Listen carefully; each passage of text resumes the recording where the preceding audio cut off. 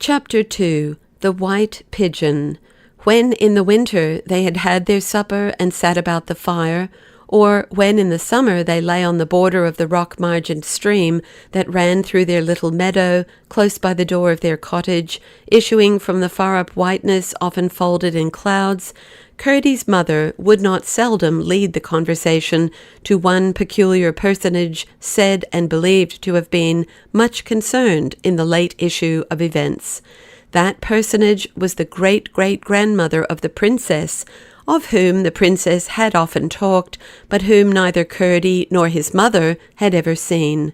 Curdie could indeed remember, although already it looked more like a dream than he could account for if it had really taken place, how the princess had once led him up many stairs to what she called a beautiful room in the top of the tower, where she went through all the, what should he call it, the behaviour of presenting him to her grandmother, talking now to her and now to him, while all the time he saw nothing but a bare garret, a heap of musty straw, a sunbeam, and a withered apple.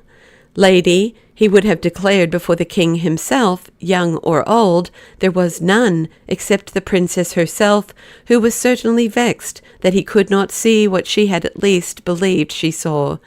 And for his mother, she had once seen, long before Curdie was born, a certain mysterious light of the same description with one Irene spoke of, calling it her grandmother's moon, and Curdie himself had seen this same light shining from above the castle, just as the king and princess were taking their leave.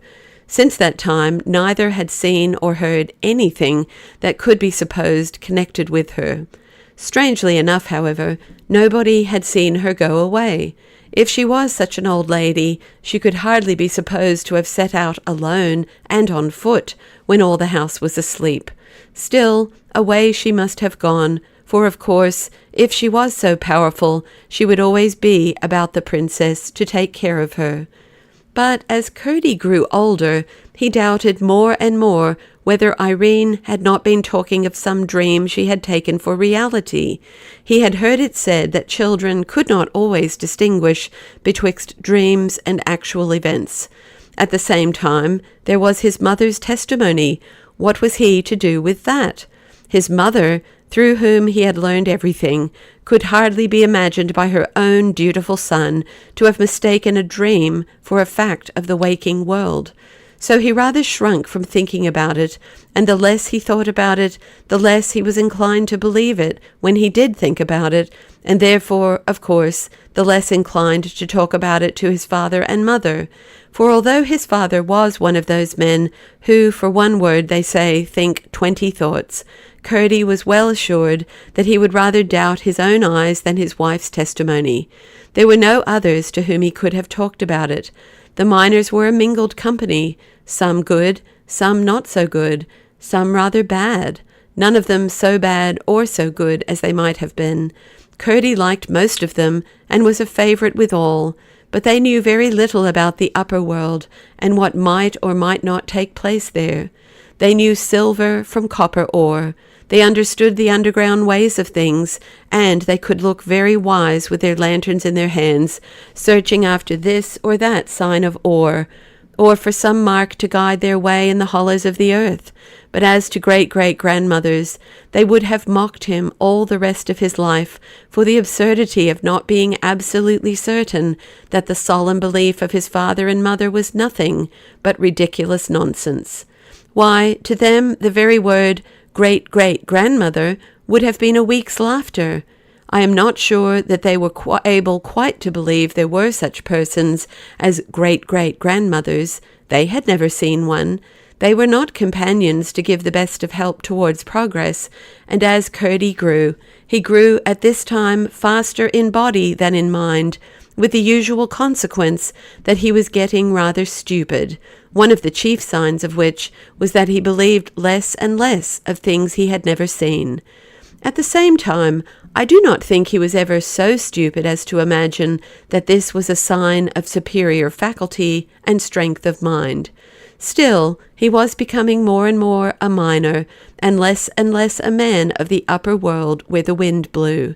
On his way to and from the mine, he took less and less notice of bees and butterflies, moths and dragonflies, the flowers and the brooks and the clouds.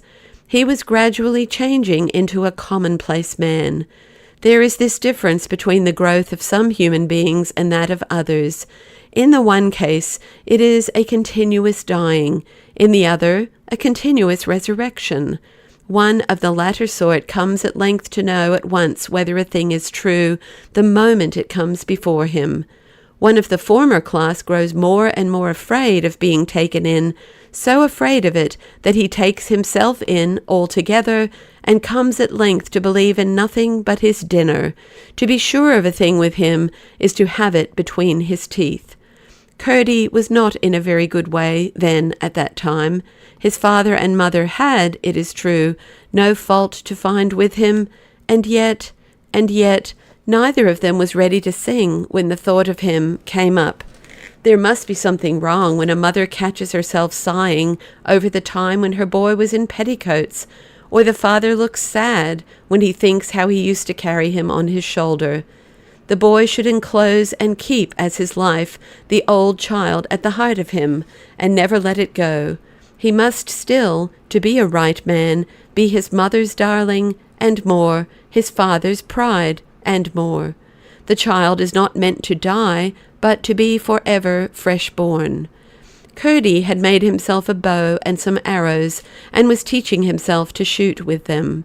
One evening in the early summer, as he was walking home from the mine with them in his hand, a light flashed across his eyes.